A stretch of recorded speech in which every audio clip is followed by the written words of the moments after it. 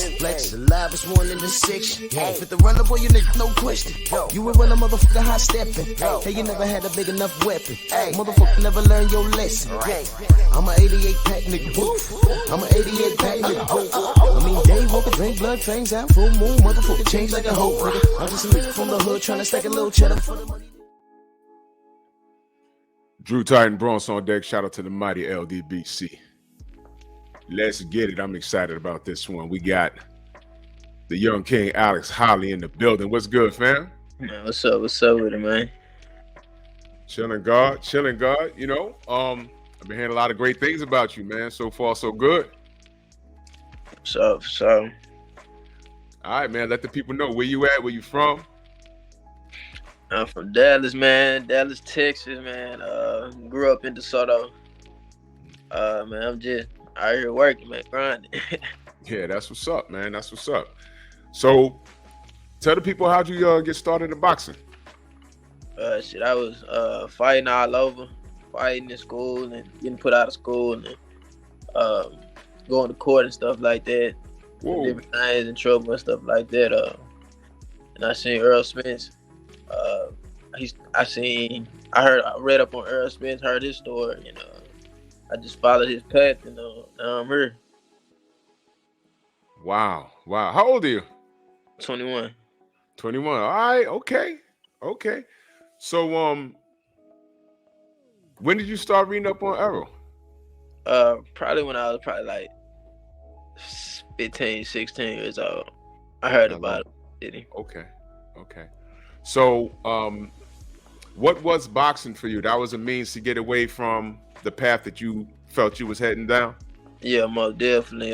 Boxing really was that anchor for me to stay out of trouble and stuff like that. And I fell in love with it, and I felt like I can go somewhere forward with it. So I just stayed with it, stayed in the gym, and won amateur tournaments, nationals, and ended up getting #1 guy in the country in the amateur and turned pro. Got with Earl Spence, actually guy that got me into it. That got me interested into it. And got with him, and here we are now. You know what I'm saying? Fight Vegas, November 25th in Vegas. Oh man, that's what's up. November 25th. Okay. I want to. You said something already. I wanted to focus on that. Okay, you said you was heading down a particular path, which didn't sound safe. Yeah. I hear that a lot, and then the male or the female gets involved in fighting sports, and that the discipline of that sport, it becomes a way of life. Is boxing that for you? Is boxing instill discipline in your regular life? Most definitely. Like I sleep, eat, shit boxing, man. Everything about boxing, man. I don't go to the club. I don't drink. I don't do things. A lot of guys that actually box, like I'm real disciplined. I'm real disciplined. Like everything's boxing right now. Yeah, that's a good look. Because what I like to ask fighters is, how would you rate your discipline? A lot of this boxing game is tricky, but as far as the discipline in the ring, I would say 90% of it is mental. Oh, definitely. To the point where fatigue, it can make a coward out of a man. Have you ever been in a situation where you was just so tired, but you just had to gut it out, whether you were just jogging or sparring or doing any kind of I don't care what it is, wrestling, football, anything. Was there anything? You ever been to that point where it's like I'm on my final breath, but I got to keep it moving? You ever been there? Well, definitely. Every day in the gym, man, I always feel like I need to push that extra, do that extra round, do that extra, go that extra mile. And that's what got me this far, actually. Staying disciplined and staying hungry and staying motivated. And being able to put myself in certain situations. So when that happened in a fight, or if that happens in a fight, I'll be well prepared.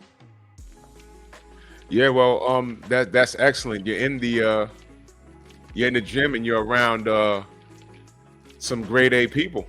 You're around Errol. You're around Frank Martin. What's that like? What's that in the gym? What's the gym atmosphere like? Well, that's perfect for me because me being the only young guy in the gym, straight out the amateurs, man, it's just a lot of game I can soak from them. They're much older than me. Frank is about 29, 28 years old. Earl is about 33. Even Ryan Garcia and Anthony Joshua, man, just watching them guys spar and seeing how far they made it. I know me being beside them, training with them, like I have no choice but to make it, and I have no choice but to make it as far as they did, as long as I stay focused and motivated and hungry. Man, that's awesome. That was the question I was going to ask you. I know you're around Frank. I know you're around Errol. But Ryan Garcia and AJ, they're relatively new to the gym. What's that like being around those guys? Well, it's just like being around anybody else in the gym, man. I don't really look at them like it's Anthony Joshua. I don't look at them like it's Ryan Garcia because before I got into boxing, I didn't know them guys way. So I just look at them like guys. I mean, to me, I was more not necessarily starstruck, but I was more excited meeting Earl Spence because that guy was the actual guy that I looked up to and that I seen in the city that was doing his thing. So it was more so being in the gym with them guys. It's just more so me knowing who they are and knowing how far they made it and knowing that one day I can be on their level. Yeah, that's good.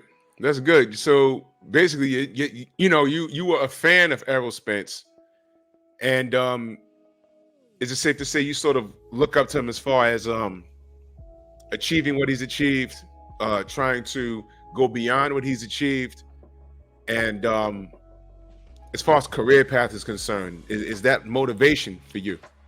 Oh, definitely. It's not just career. It's not just career only. It's just his personality, his whole demeanor. He made it so far, and he don't even act like he made it that far. He's humble and down to earth guy, and so it was more to it than just him. More to it than just his career that I looked up to. I looked up to him as a person, actually, too, as a mentor to me. Right. I've been around him since I was 17 years old and sparring with him since I was 17 years old. And wow, just picking up certain tools and knowing that if he made it that far and he not smelling his own shit, how could I make it as far as I have and can smell my own shit? You know what I'm saying? So just like I said, just watching him stay focused and hungry, and as far as he's accomplished, it just make me want to. It just keeps me focused and hungry because it keeps me hungry and focused. What's the sparring like? You spar with him? Was it live sparring or was he taking it easy on you? Maybe in the beginning he was when I was around 17, 18 years old, he took it a little bit easier on me. I mean, nothing is easy when it comes to sparring him because in the ring, I respected him outside the ring. But inside the ring, I don't respect nobody as far as like I'm gonna try to take your head off every time. I don't care who you are. I was a fan of Earl, but when we got in that ring, it was like you're another guy to me. So maybe when I was like 17, 18, he took it easy on me a lot. He took it easy on me, but now I'm a little bit older. I'm a little bit stronger, more experienced. I'm better now, so he probably have to turn it up. He'll have to turn it up a little bit more. Like a lot more now because I'm older, stronger, I'm bigger. So I haven't sparred him in about a month. So I don't necessarily know where the gauge is at, but it's good sparring all the way. I respect him.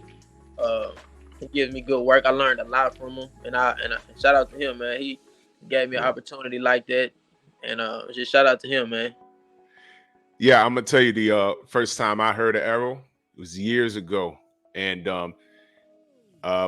it was one of those situations where you had to match the name with the face. Yeah.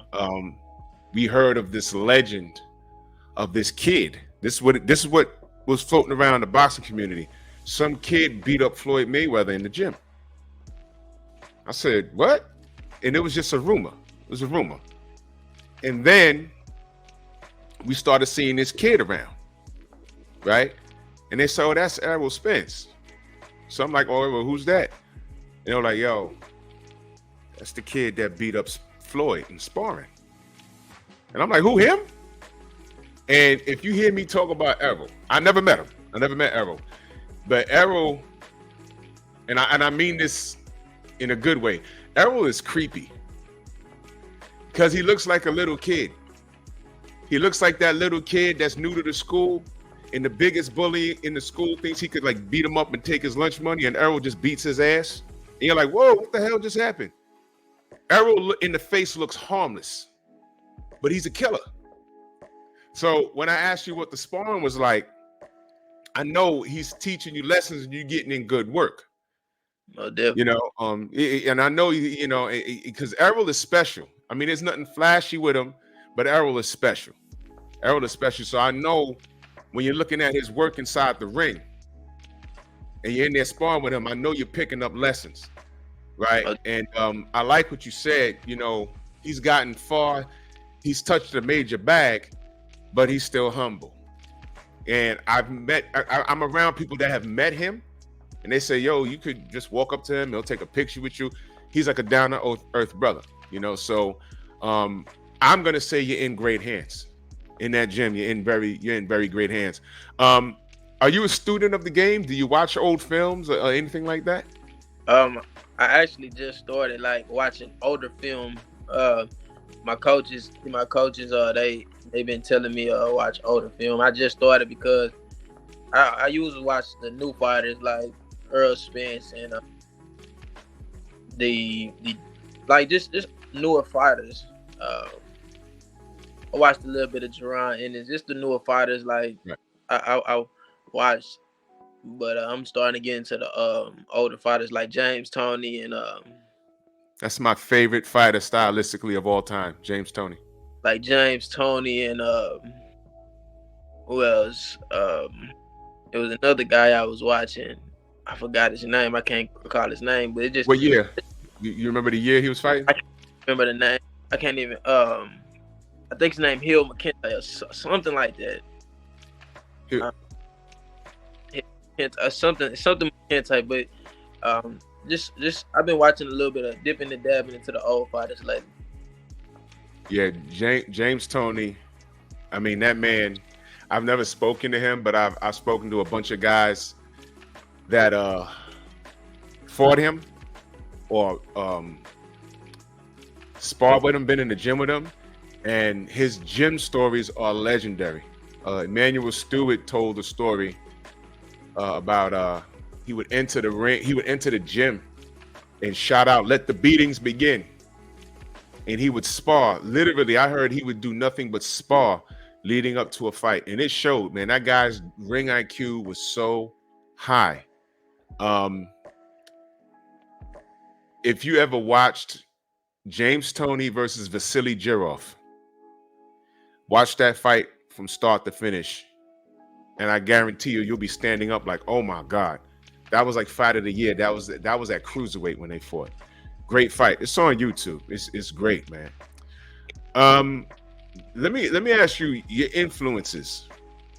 It's a two-part question. Who are your influences in life and your influences inside the ring? As far as what you mean, as far as influences? In influences like I guess you kind of answered the question. I guess I'm asking you to elaborate on it more. You said that you was on a negative path, and then you found boxing. Did someone direct you to boxing in particular? Well, when I was around, my mama took me to the boxing gym when I was about 14. But that's not when I started boxing. I started boxing when I was 16. Okay. But in them 2 years, I had a bunch of life stuff going on, and I learned a lot of life lessons. So in a year, so I started boxing at 16, but I went to the gym at 14. I quit. I got called out the best fighter in the gym, a little Hispanic kid, and he beat me up. And I said I would never come to the gym again. Oh. And then I came back at 16, and I started boxing again, and I took it serious. But my influence was really, like, a lot of people told me I should start boxing and stuff like that. But if a kid doesn't want to change, he not gonna change unless he want to change. So right. I wanted to change, so I decided I wanted to end up boxing, and I was fighting anyway. So I was like, you know what, let me go fight. And at first, I started as like recreational, stay out of trouble type of thing. But then I just Right. fell in love with it, and then you know what I'm saying. I'm here now, so but it was a lot of different influences in my life that led me to boxing. But if the only influence that made me start was really me. I wanted to do it. So I'm you know, I got to be careful of how I, you know, word certain things. So your mother wanted what's best for you, and she supported you and said, okay, this is what you want to do. Go ahead and do it. Was it one of those things like, yo, go ahead, you got this? Most definitely. She supported me, and even now she's still supporting me through my boxing career and stuff like that. So, yeah, it was most definitely that she supported me the whole way. Right. So mama's that motivation. Most definitely. Mama's that motivation. That's what's up, man. That's what's up. In the ring, influences in the ring. You mentioned Errol. Was there anybody else? That influence? Nah, it wasn't. Only Earl Spence. Man, you know that's so unique because it's like you're in the state and you decide to do it, and the guy you looked up to, you're actually in the gym working with him. That's unique. That is very unique, man. That's unique. God's plan, man. Yeah, man. That's unique. That's unique. Well, let's get on to some other things.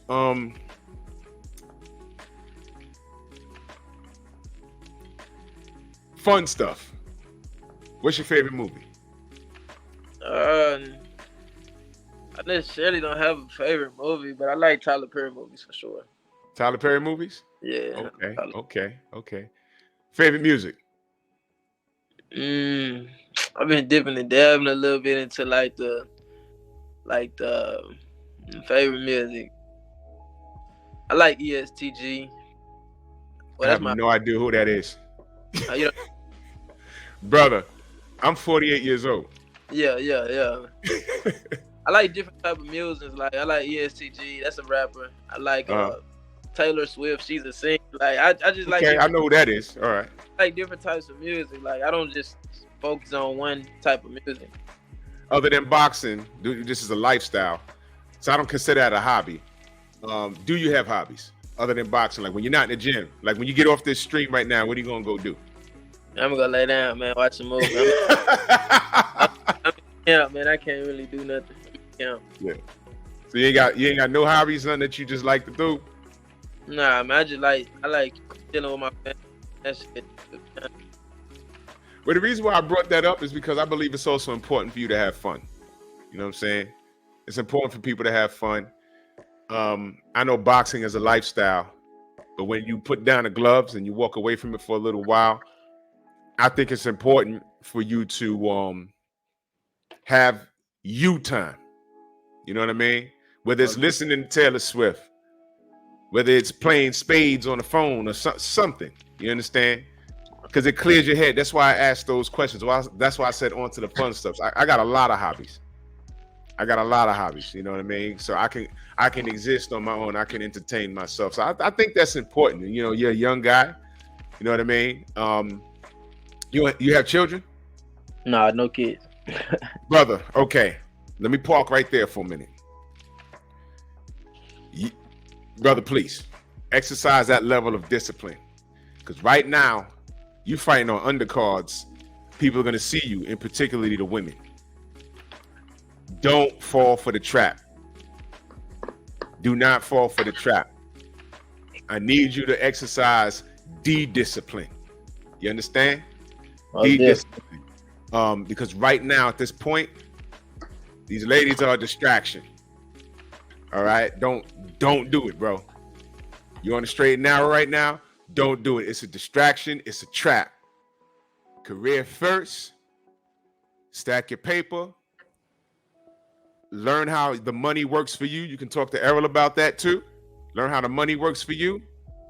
And then when you say, okay, I got this in order, that in order, I got money in the bank, I have a home, I took care of mama, and I don't know if you got siblings, everything is straight and narrow. Now you have options. Now you're ready to court a woman, a nice woman. Not some chick twerking all over social media. You don't want that, brother. That's just a little advice I want to give you. You know what I mean? No different. So in the next 2 to 5 years, where do you want to be? Getting ready to fight for a title, eliminator, or getting ready to fight for a title. Well, I know. Damn. What weight you fighting at? Me and my team, we still discussing that. We're trying to see how my body feels at 147 right now, but it's either between 140 and 147. Wow. It's shark infested in there, man. I'm a shark myself, so yeah. That's what I'm talking about. You confident, brother? I like that, man. So yeah, man. That's pretty dope. So, okay, let me talk about the sport. I want your opinion on some of these fights. Benavidez versus Andrade. Who you got? I think Benavidez gonna get Demetrius Andrade is a tricky fighter, but I think David Benavidez gonna end up maybe stopping him in the later rounds, maybe like the 9th, 10th round. He gonna catch up to him. Wow, that's a possibility, man. That's a possibility. I like that fight, and I'm still not. I haven't made a decision on that, not yet. But I'm. What you said, that is a strong possibility. That's a strong possibility. Yeah, and Demetrius Andrade is an older guy too. He's 35, so yeah. But he hasn't taken a lot of punishment in the sport. True. Because so I just don't see him doing it, but he do got a good chance. He do have a chance in pulling it off, but I don't see it. Yeah, he's gonna have to keep Benavidez off of him. But I've yet to see a fighter keep him off of him. You know what I mean? Yeah, that he keeps coming. He keeps coming. He's like Michael Myers. He just keeps coming. If Frank fought Shakur, how did you see that playing out? That's a good fight, 50-50 fight. Yeah. I watch Frank in the gym all the time. I know how good Frank really is. Better than what he has. He's actually better than what he has showed. So it's a 50-50 fight. People writing Frank off, but I think he would give Shakur some trouble. It's a 50-50 fight in my eyes. Yeah, I was saying that, and then shit went haywire. But shout out to Frank Martin. For sure. Fury versus Usyk. How you see that playing out if it happens? I think Usyk is going to outbox him. I think he's going to outbox him, but Fury's big, so it can go either way. But I think Usyk, especially after Fury's last performance, I think Usyk's going. I was leading into that. So you watched what happened over the weekend. What are your thoughts on that? He didn't look like the champion. Right. He didn't look like a champion, not the champion. He didn't look like a champion. Mm-hmm. But it's biased, and everybody got bad performances. So it's maybe it was just one of them days for him, but I think Usyk could get him. Yeah, I think so, especially after what I saw over the weekend. That was insane. And I saved this one for last. This man down over here, but I was in Vegas and I was thoroughly confused. Errol versus Bud 2. Who you got? I'm always rocks with Earl, man. I'm always rocks with him, win, lose, or draw. But right. I'm always rock with Earl. I'm never gonna go against him. Even if the odds are stacked up against him, I'm gonna always go with him because I seen him personally when I actually met Earl. He was coming back from his car accident, so I seen Earl at his worst. So he came back and did what he did. So I can't write that off. Like I seen it personally, so I can't write him off after a fight like that. He just got to go get that back. That's all I can say. I believe in him, and I told him I believe in him, and I feel like he can pull it off. And if when he do pull it off, that'll be one of the greatest upsets. The greatest comebacks. Yeah. In boxing history, that'd be one of them for sure. Yeah. Bro, I was in Vegas, and look, I ain't gonna get into everything that was going on there, but let me just say this: to me, something wasn't right. Something wasn't right. I was like, what the hell's going on here? You know, but look, not to take away from Bud, but it's still man down over here. It's still man down. And I'm riding with him in the rematch. And I understand why the odds are against him because of how it went down. But, you know, I think, you know, Errol has to show us, and I think he's going to. I think he's going to. So I'm riding with Errol, man. For sure. I seen him personally come back. So I never write him off. Yeah, I like the fact that he's quiet. That means he's working. Oh, dear. I like the fact that he's quiet. That means he's working, man. So, what's your social media so everybody can know? And you can follow me. I don't have a Twitter, any like all the social media. Just I got Instagram. You can follow me at Lex100 and keep up on my fights and stuff like that. I'm gonna start making a TikTok and Twitter and stuff like that. I'm gonna start making one. Probably make one sometime this week. But you can follow me on Instagram at Lex100. And shit, that's all I got. That's what's up, man. I don't mess with Twitter no way anyway. I got a lot of trolls, and that's all good, man. Man, that's dope, man. I ain't gonna hold the rest of your night up. You know what I mean? Get some rest. And I'm proud of your kid, man. Stay disciplined and just keep working. And when you're main eventing in Vegas, don't forget the small guys. You know what I mean? For sure. Hell yeah, man. So you keep working, young kid, and we're gonna cover you. We're gonna follow you. We're gonna push your brand. Oh, all right, whenever you need something, hit me up. I got you, brother. For sure, that. Appreciate All right, man. All Take right. care. All right. Move!